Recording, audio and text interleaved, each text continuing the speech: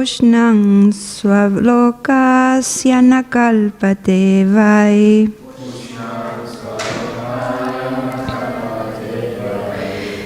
Jatsvija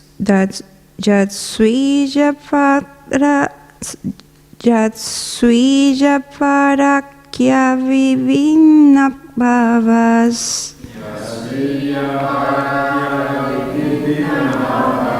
Tamma Prapadyeta Yata Vimudha. Vidvana Pitandanuja Kutumbam. Pushnan Swaloka Yanakalpate Vai. Jasviya Parakya Vivinang Bhavas. Tamma Prapadyeta Yata Vimudha. Vivana Pitandanuja Kutumbam. Pushnam Swaloka Nakalpate Vai. Jasviya Parakya Vivinna Bhavas. Tamma Prapadyeta Yata Vimudha. Could you like to repeat, please? Vivana Pitandanuja Kutumbam.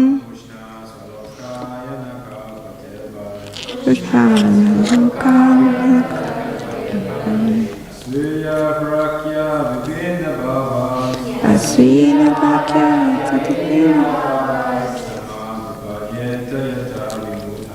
Tamma Prapadyeta Yata Vimudha. Vivana Pitandanuja Kutumbam.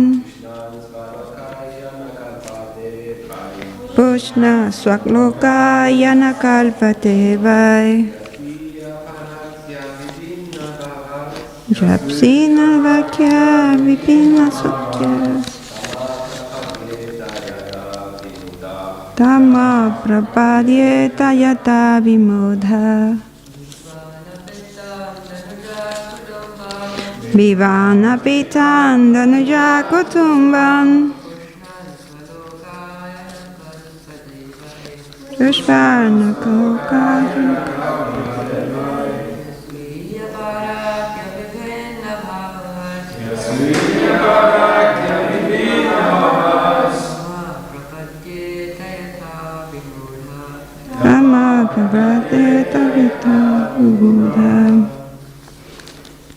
Ladies, please.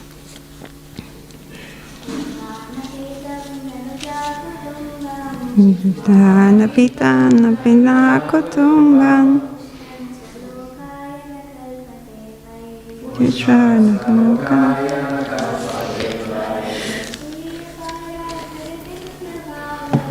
Jasviya Parakya Vipina Bhavas.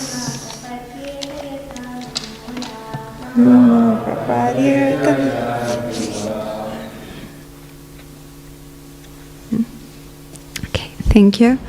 Translation word by word. You can repeat after me, please. Vivan, knowing the inconvenience of material existence,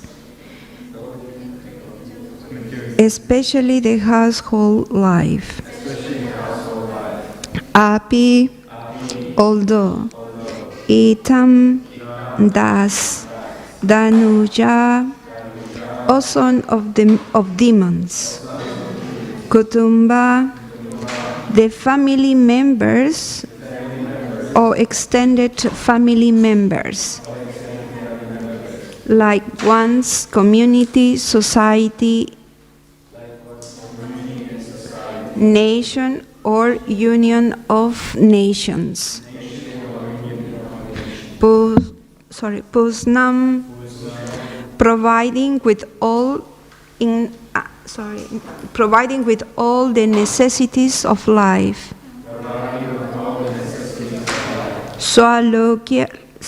Swalokaya, in understanding himself.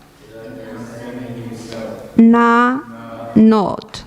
Kalpate, capable. By, indeed.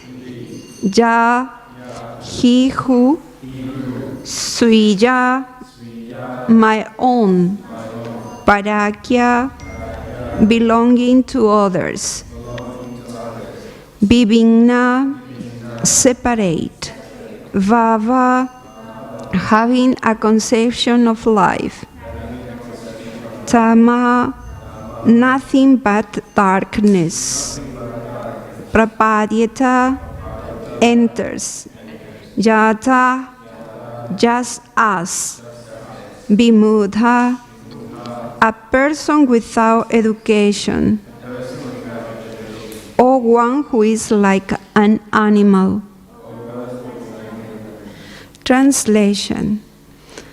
My friends, son of demons, in this material world, even those who are apparently advanced in education have the propensity to consider this is mine and that is for others.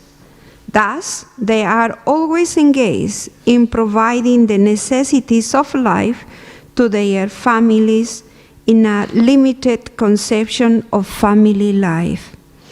Just like uneducated cats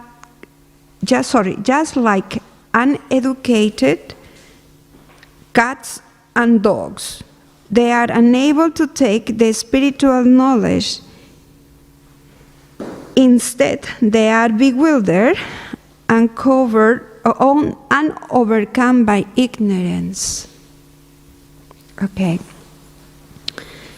Purpose. In human society, there are attempts to educate the human beings, but for animal society, there is no such system. Not are animals able to be educated.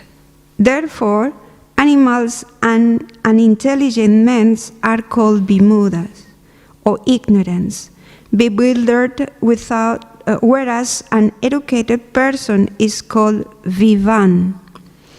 The real vivan is one who tries to understand his own position within this material world.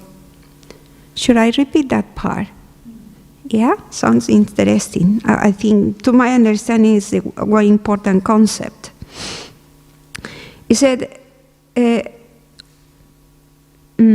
whereas an educated person is called vivan, and the real vivan is one who tries to understand his own position within this material world. For example, when Sanatana Goswami submitted to the lotus feet of Sri Chaitanya Mahaprabhu, his first question was, ¿Qué a mí? Kene amara yare tapa traya. In other words, he wanted to know his constitutional position and why he was suffering from the threefold miseries of material existence. This is the process of education. If one does not ask who I am, what is the goal of my life, but instead following the same animal propensities as cats and dogs, what is the use of his education? As discussed in the previous verse, the living being is entrapped in his fruitive activities, exactly like silkworm trapped in his own cocoon. Foolish persons are generally engaged by their fruitive activities, karma, because of a strong desire to enjoy the material world. Such attracted person become involved in society, community, and nations, and waste their time, not having profited from having obtained human form. Especially in this age, Kali Yuga, great leaders, politicians, philosophers, and scientists are all engaged in foolish activities, thinking this is mine, this is yours. The scientists invent nuclear weapons and collaborate with big leaders to protect the interests of their own nations or society. In this verse, however, it is clearly stated that despite their so-called advanced knowledge, they actually have the same mentality as cats and dogs. As cats, dogs, and other animals, not knowing their true interests in life, become increasingly involved in ignorance. The so-called educated persons who does not know his own self-interest or the true goal of life become increasingly involved in materialism. Therefore, Prahlad Maharaj advised everyone to follow the principles of Varnashram Dharma. Especially at certain point, one must give up family life and take the renounced order of life to cultivate spiritual knowledge and thus become liberated. This is further discussed in the following verses. Onangyana timirandasya gyanangyana shalakaja chakshurulumitanjena tasmai Sri Gurave Namaha. Mukankaroti vatsalam fangun langayate girim jat kripata maham bande Sri Guru dinatarinam Paramananda Vardhanan Sri Chaitanya Ishwaram. Namo Vishnu Padaya Krishna Prestaya Bhutale Śrīmate Bhaktivedanta Swami iti namine. Namo Vishnu Padaya Krishna Prestaya Bhutale Śrīmate Hanuma Pesaka Swami iti namine. Jai Sri Krishna Chaitanya Prabhu Nityananda Sri Advaita Gadadhara Srivas Adi Gaura Bhakta Vrinda. Hare Krishna Krishna Krishna Hare Hare Hare Rama Rama Rama Hare Hare. Vanchakalpatarvyascha kripasindhyascha patitanam pavanebhyo vaishnavebhyo namo namaha. Thank you so much for being in the Śrīmad Bhāgavatam class today. It's very cold, raining morning. Despite of those inconveniences, you are faithfully present here. So my gratitude to you all. And also thank you so much for giving me the opportunity to serve you. Honestly, I was thinking maybe I should request somebody else to give the class because we were having very nice flow of the class the previous days. Jagatarini Mataji, nice collection of verses, and yesterday amazing class with His Grace Burijan Prabhu.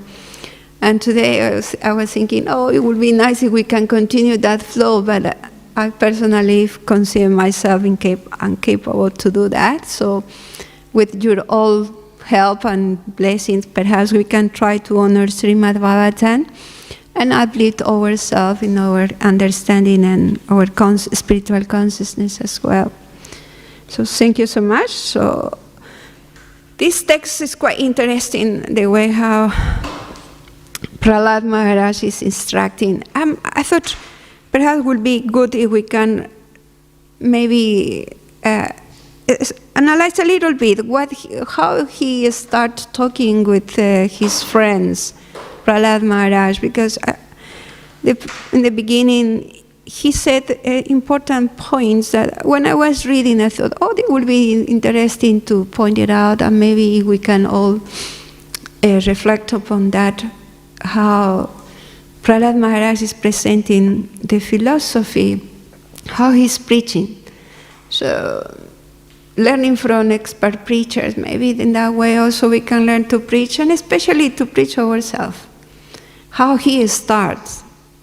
So the first text, when he started preaching his friends, he pointed out something very important. Do you remember what it was? He pointed out what Prahlad Maharaj, how he started preaching. Anybody remember about it? Yes, Prabhu. You mentioned that they were young, so they should take up devotional service at a tender age. Yeah, well, that's one of the first points that he mentioned. Yes, Mataji. And he said that the human life is very difficult to achieve. Yeah, that's right. That is the first point that he started talking about. First, he wanted to emphasize that there are a lot of forms of lives. We know because of the Shastras that there are how many millions of different forms of life? 8.4 millions of different forms of life. And human life, it's very rare because it's among between that quantity, or 8 millions, very few forms of life is there. So it's very rare to have human form of life, to achieve human form. So now, because we got that form, so we need to understand the value of this form of life, the human form of life. So he started from that point. We need to be mindful that being human or being in the human form of human body, it's very rare. So it's not frequent, it's not easy to obtain. So that's a very valuable thing, okay? So because it's very valuable, it's also different from other forms of life. Why is different that human form of life? Do we have any idea why this human form of life is more valuable than other forms of life? Because he said that by having a human form of life, we have the opportunity to perform devotional service. Because of that is valuable, the human form of life. Other form of life, it's very difficult to obtain or to be engaged consciously in devotional activities. But at the same time, we know that the devotional service is beyond these external forms. Even we see among devotees in devotees communities that even animals sometimes are engaged in devotional service. In the past time of Lord Chaitanya, for example, we saw that a dog, he obtained a very exalted position, just a stray dog. He joined the Harinam party and he was engaged in the association of devotees, and he received also very personal and special mercy from Lord Chaitanya. Though he was engaged in devotional service, but it's very rare. Not all dogs act in that way. They have that opportunity to be engaged in devotional service. But human form of life is the ideal form of life that helps us or give us the opportunity to be engaged in devotional service. So for that reason, it's very valuable, very precious. But at the same time, as Prahlad Maharaj said, it's very rare. So now, if we understand that importance of all this form of life, human form of life, then so we can see, okay, if by being engaged in devotional service, it's giving me the purpose of my existence as a human being. So what is the goal of that? Why being engaged in devotional service? And I personally found quite interesting how he presented in the same text. They said that devotional service actually is a natural propensity of the living beings. So Prahlad Maharaj, despite of emphasizing the importance of being in the human form of life that is very rare, he said also all the living entities should be engaged in devotional service. So he is okay, broadening a little bit more the options of devotional service, all living entities. And he said, because it's natural. So we hear that all the time when we study or hear from the Shastras that our constitutional position is service. It's part of the living entity's nature, our dharma, our Sanatan dharma. And Prahlad Maharaj is emphasizing that point. It's natural to be engaged in devotional service. But also he said, why is natural to be engaged in devotional service? That is quite important. He mentioned 3 points. Somebody remember why it's natural to be engaged in devotional service that Prahlad Maharaj said? 3 important things that then make me realize or reflect upon why we have the tendency to serve. What is the motive that prompts us to serve others? For example, we analyze why we want to satisfy, to please somebody. We have some causes, what motivates us to do that. And Prahlad Maharaj said there are 3. One of them is to be engaged in devotional service to the Supreme Personality of Godhead is because He is the most beloved. It's out of love we have that tendency to be engaged in this devotional service to Krishna, because He is the most lovable person. So out of love, it's naturally that we will try to be engaged in service of the person that we love. So in that way, it's natural for the living entity as a spiritual soul, out of love, because that is our natural activity, to be engaged to please Krishna because He is the most lovable person. Then the other reason he presented is because Krishna, the Supreme Personality of Godhead, is the master of all living beings, is the master of all souls, spiritual souls. So another point, if we analyze why people are engaged in services out of duty, because of the servitude to the master. So Prahlad Maharaj was very aware of that too. He presented that He is the master of all souls. And the last point he presented, he said, is because Krishna is our well-wisher. The 3 points that he presented, I said, oh, wow, interesting. It's because when we feel that somebody cares for us, naturally in us goes the tendency to reciprocate. So when we feel that somebody cares, it's my well-wishers, I'll reciprocate by doing something for that person.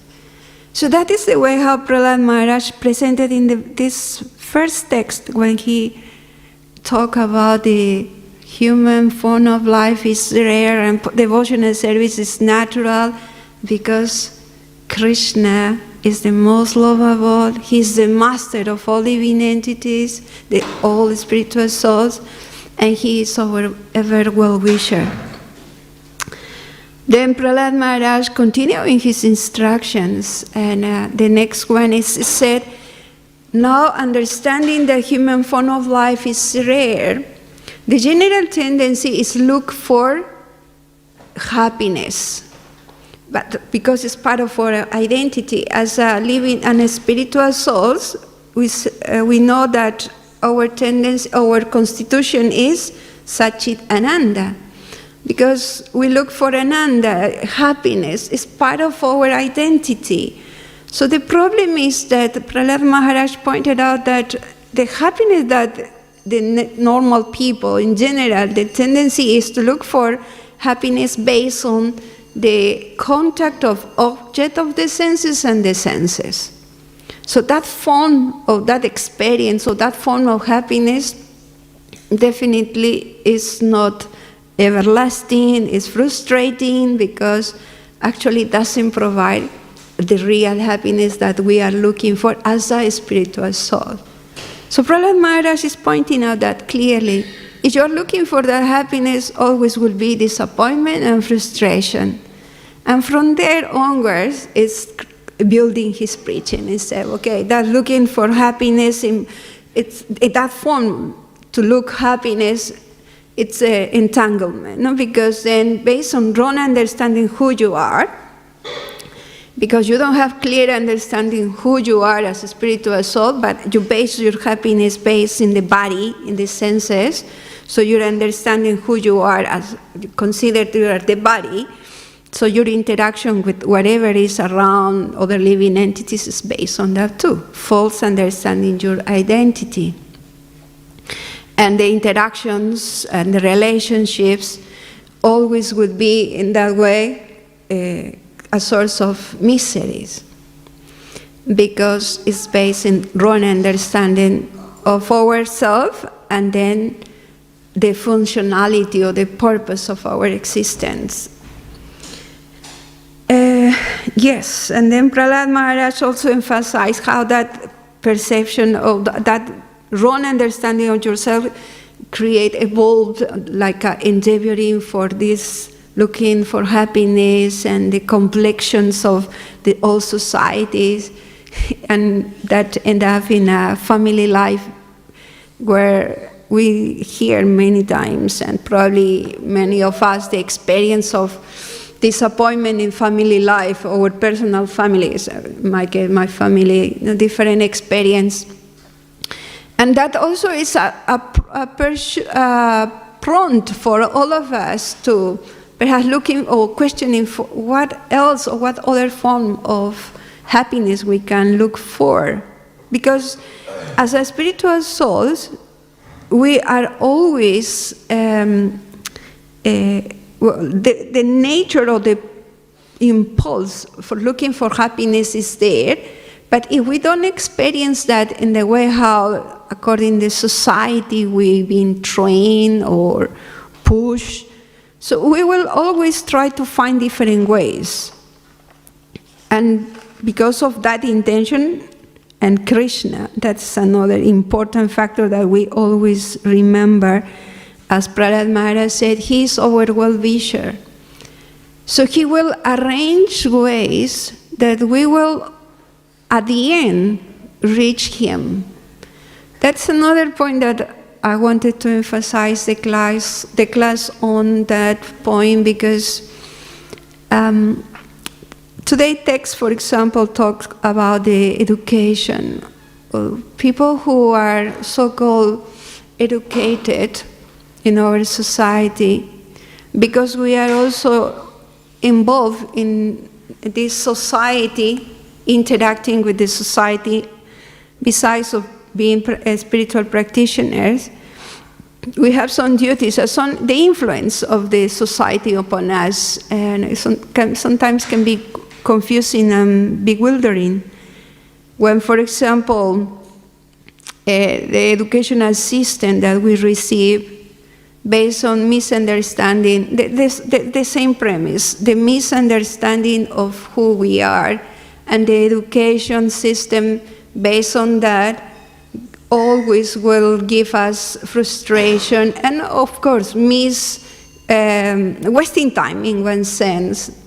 I have a degree in psychology, and in my experience at the university, for example, all the time, because we did a lot of research, the point was trying to innovate, looking for different knowledge, because some theories didn't work out because of the new research. You have to change the previous knowledge, so it's not valid anymore because new discoveries. So it's quite wasting time in one sense.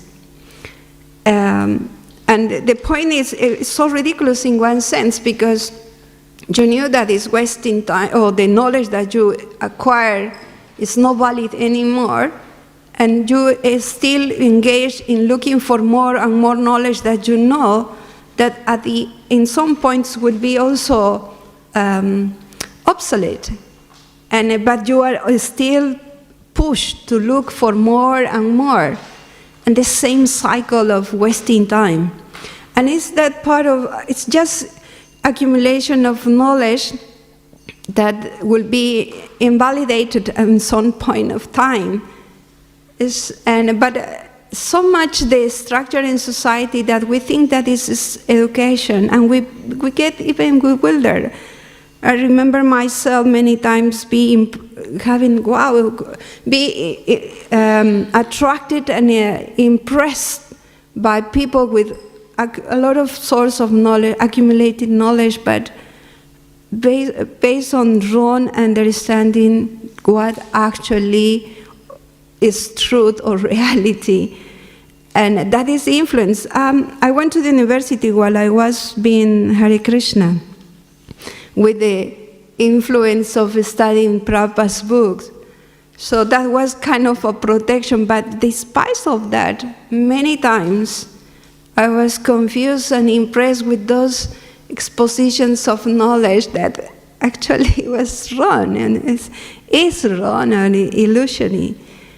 The same way, for example, when we are as a devotees trying to educate kids or children, we have to do good at the school, learning this knowledge, you have to have good marks, get a good position, be first in the class. Based on what? What I'm pointing out this aspect is because we should not get confused with that system of the education, because as Prabhupada in the purpose said, the purpose of that education is not different from the system of animals and like cats and dogs, because it's not providing the real happiness. It's an instrument to provide the basic aspect of animalistic form of life. Because the education that we receive outside in the schools, it's mainly trying to give us skills how to overload the nature, overloading material nature, trying to pursue more sense gratification. Again, the same principle that Prahlad Maharaj says, the happiness coming from the contact of object of the senses and the senses. And by experience, we know that doesn't give us real happiness. But we need to learn how to interact with that too, because we understand that Krishna is the source of everything. Even that kind of knowledge, that kind of activities come from Krishna, and it has a purpose. If we use that kind of knowledge in devotional service, like the good quality of printing and the technology. I was listening in the class of Bhakta Prabhu glorifying the artificial intelligence. I tried myself to look for that. I was confused with all the apps, which one would be the idea. But the idea to see what can help us and assisting us in devotional service can be also helpful. It's just the way how we utilize them. That is the beauty of devotional service. But despite the point in this, I thought it would be important for all of us to again revise what actually real education is. What Srila Prabhupada and Krishna himself established as a real education. Do you have any idea what Krishna is telling us in Bhagavad Gita, especially, for example? What is real education when he talks about the most confidential knowledge, for example? Yeah? Do you have any idea? What real education, what the most confidential knowledge? And Prabhupada also in the text, in the purpose mentioned, Bhivan. What is the meaning of the word Bhivan? Do you remember? Should I read it again? Bhivan, someone who is learned? Yeah, it could be. But Prabhupada said in the purpose, Bhivan.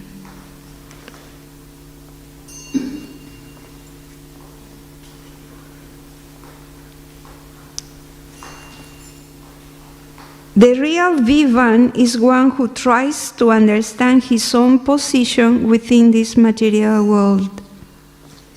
That is the word Vivan. So, in that way, and also proper elaborating in that way, is the one who is trying to understand himself, who we really are. And Krishna in Bhagavad Gita also, in this, for example, in the chapter 9, the most confidential knowledge, Krishna directly describes what is real knowledge. Because this text talks about the so-called educated people, those who have knowledge. So, but what actually is real knowledge? So Krishna in Bhagavad Gita said, the most confidential knowledge actually is open to everybody, but is the knowledge that will help you to have direct perception of the self. But this direct knowledge of the self comes by realization. What that means is by practice. And that realization, that practice should be done in relation to devotional service to the Supreme Personality of Godhead. Not just that, Krishna says that this knowledge that gives you direct perception of the self, that by realization is everlasting, is the most pure, and gives you the real happiness. You practice with joy. So we are always looking for real happiness. So by having proper understanding of who we are and engage in devotional service, that real happiness that we're looking for will be experienced. Because the direct perception of the self is by realization, means experience in devotional service. So that is, I thought it would be interesting to explore. If you can please help me to develop this point. What is understanding ourselves as a part and parcel of Krishna, living entities, and how Krishna is reciprocating in us? Because understanding ourselves, it's not just who I am independently, it's who I am in relationship to the Supreme Personality of Godhead. Because by understanding who I am as a spiritual soul, what is my root, my cause, my origin, means acknowledging the existence of the Supreme Being who creates us, or who is the source of our existence. So it's not like we've been created, we've always been there, but we are part of the whole person that is Krishna, and then we have a relationship with him. By acting in that way, the real happiness will be experienced, it will be manifested on us. So this last weekend, His Grace Mahatma Prabhu was conducting a retreat. And because we hold also a retreat, a very beautiful retreat, along with Krishna and his devotees, in Devotees Association, the retreat on Saturday with Burjan Prabhu. I thought it would be nice if we can talk some points about it, how the real happiness comes by being engaged in what is natural in us, with our real identity, emphasizing our nature, and how naturally comes that experience of happiness. But this also can be enhanced, or is enhanced, only by the blessings and the help of advanced devotees. I was listening Mahatma Prabhu retreat online yesterday, for example. And he was emphasizing how Krishna is making all the arrangements, everything, for us to come back to him. The fact that we are right now here is all orchestrated by Krishna's hands, Krishna's desire. It's not by chance that we are here. He arranged everything from the very beginning in our life. What are the process of the steps that we have to pass through to coming close to him. And he arranged today to be, all of you, all of us, to be here. And he is also arranging more and more steps for our future growing in a spiritual life. So he's taking direct care of that. And why? As Prahlad Maharaj said, he's our well-wisher. And out of love for us, he is ready to do everything. So the only thing that for us to do is just to depend of his merciful, caring arrangements. In the retreat of on Saturday, for example, when I was trying to do my meditation through reading, I was praying, so Prabhupada, Krishna, what do you want me to do or to read? And so I opened Bhagavad Gita. It was chapter 2, in text 45 and 46. So I thought, okay, why chapter 2, Krishna? It was a little bit more like Sankhya, about the soul and the body. And so I thought, to me, it's more philosophical, but I was looking for something more sweet in the sense of devotional service, more, I cannot find a word, but I didn't want a dry philosophy that Sankhya for me is like that. I like philosophy, but why Krishna, the second chapter, the spiritual soul, or changes of body?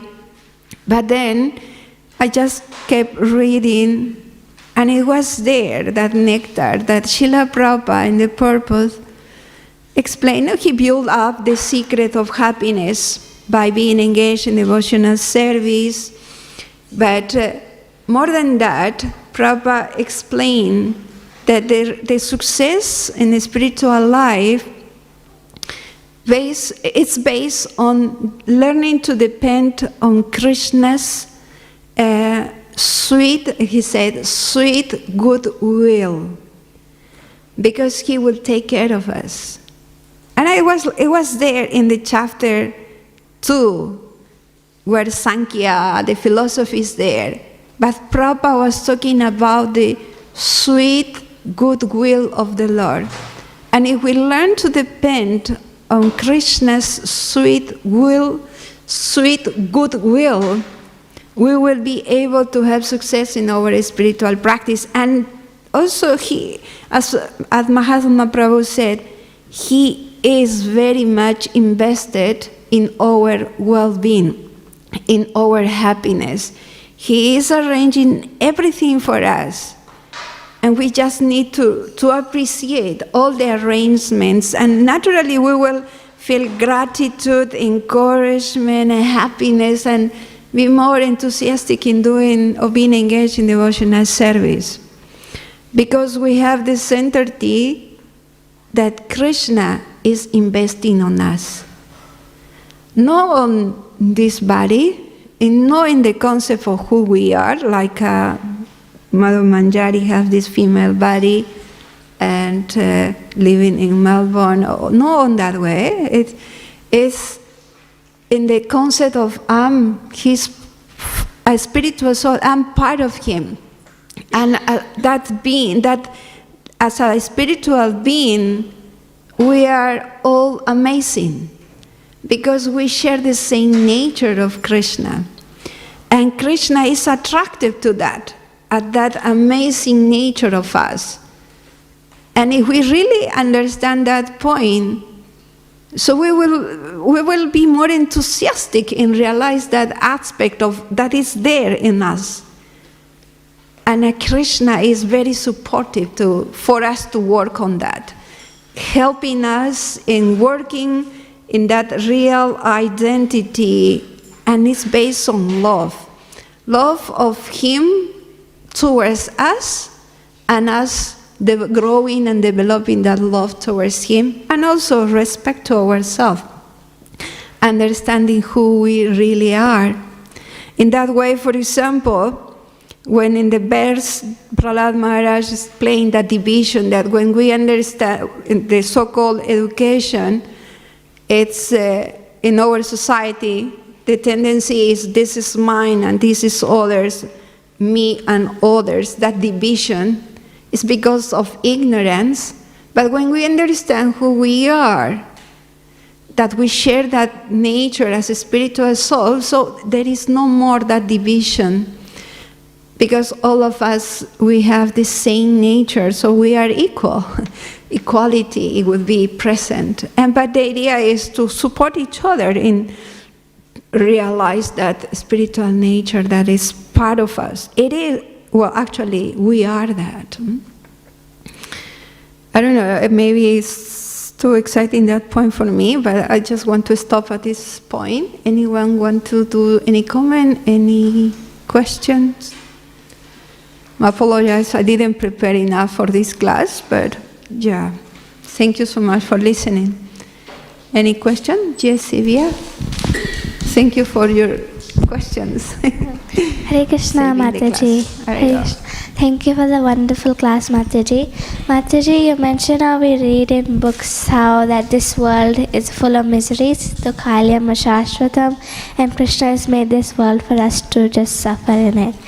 But then how come we still get happiness in it? Because we see most of the times we're happy, and only a few times we come with sad and morose. So how come we still get the happiness?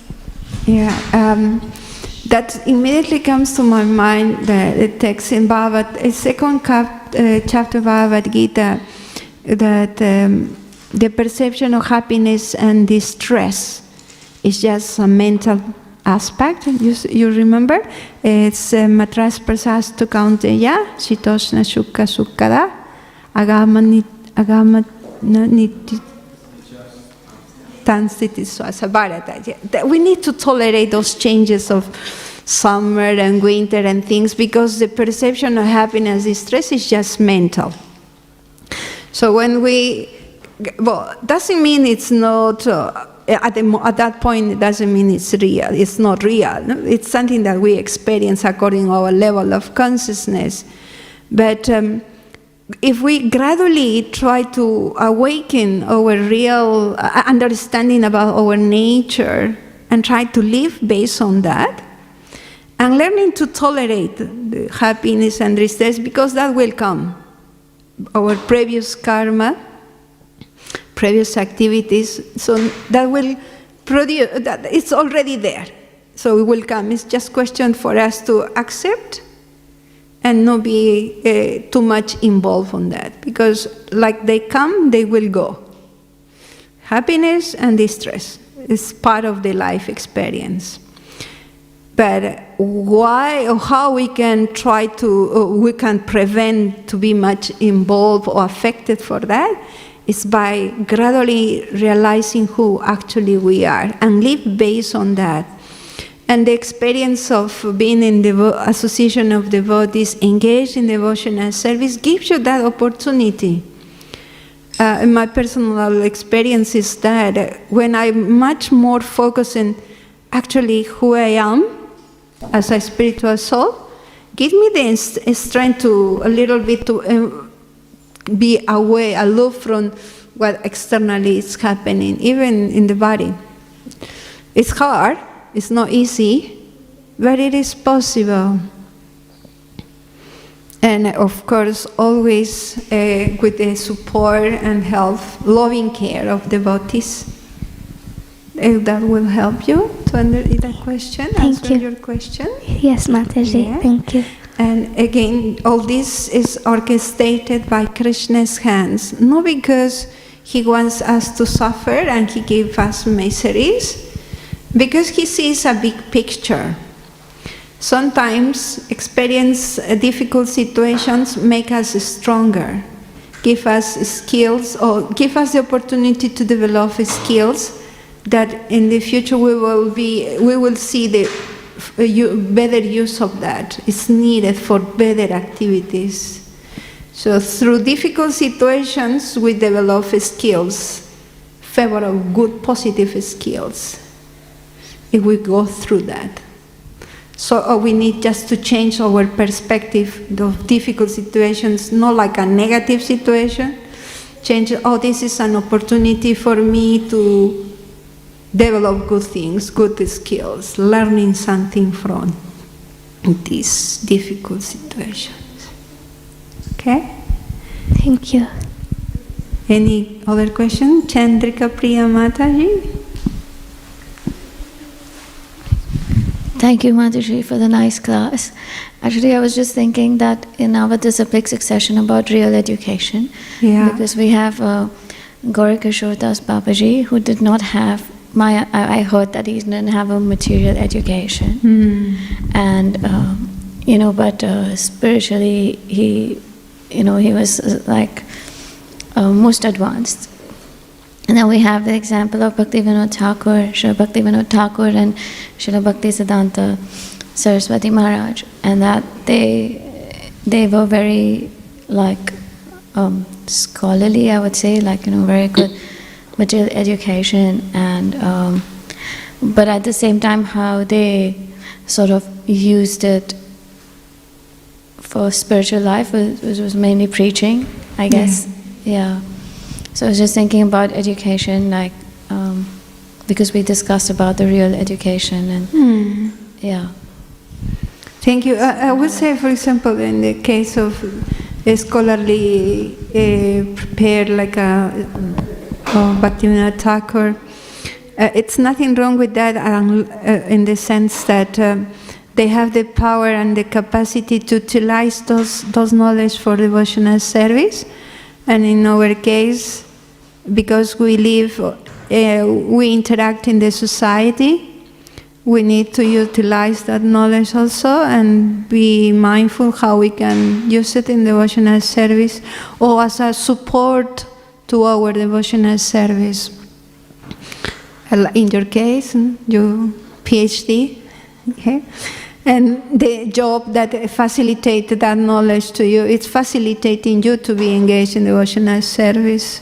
So it's a support means for you to be engaged in devotional service that you, in that sense, better utilize of those resources.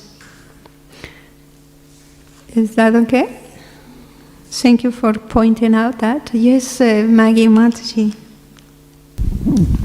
Hare Krishna, thank you so much for the class.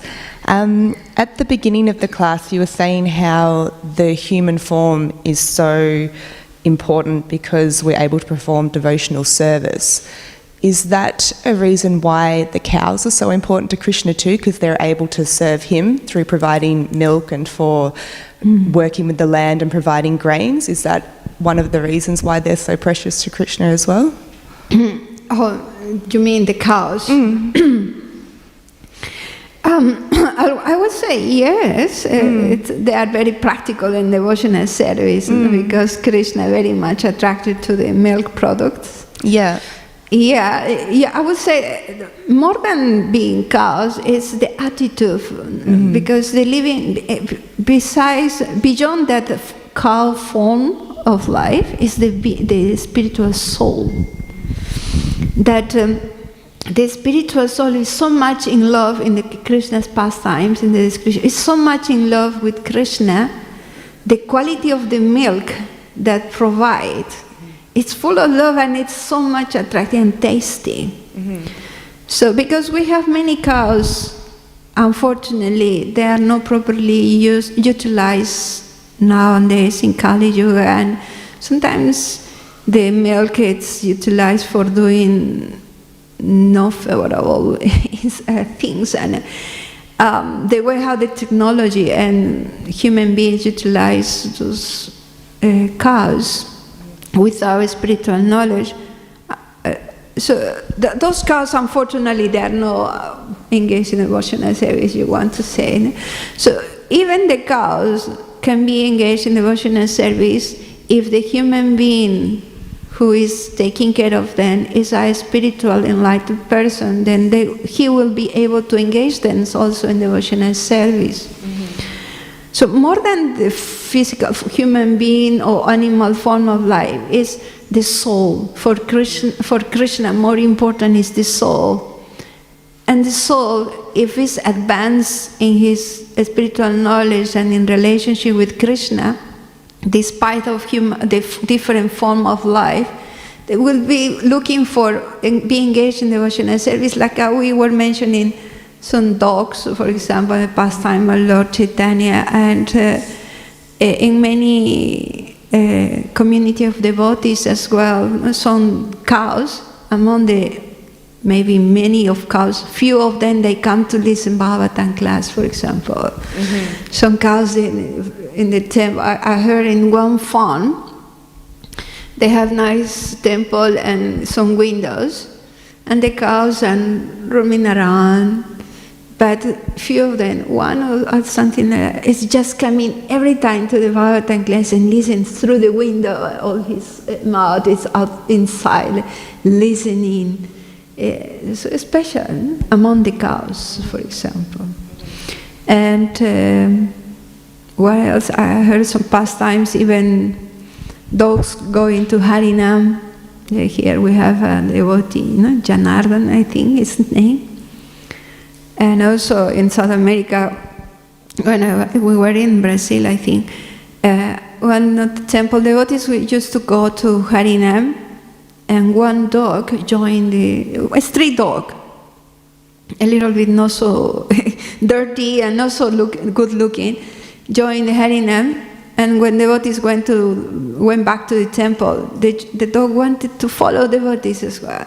Since then onwards, the dog was there, and devotees sometimes pushing the dog out because they didn't know who is the owner, or it was a street dog as well, not so clean. But nevertheless, the dog was all the time there, all the time, until he passed away. But all the time in Harinam, looking after devotees, looking after the temple.